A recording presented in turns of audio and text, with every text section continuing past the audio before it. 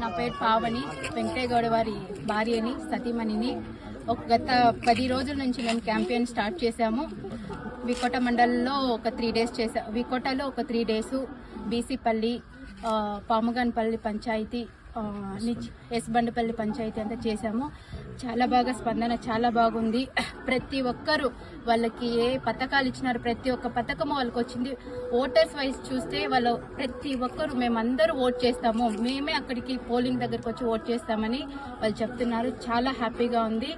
ఇంకొకటి వచ్చి కొంతమందికి కొన్ని పథకాలు చేరలేదు. ఈసారి ఎలక్షన్ అయిన వెంటనే బ్యాలెన్స్ ఉండే పథకాలన్నీ కూడా వాళ్ళకి చేరుస్తామని ప్రామిస్ చేస్తున్నాను. రోడ్స్ వైజ్ కూడా చాలా బాగున్నాయి. డ్రైనేజెస్ కానీ, రోడ్స్, సీసీ రోడ్స్ కానీ చాలా బాగున్నాయి.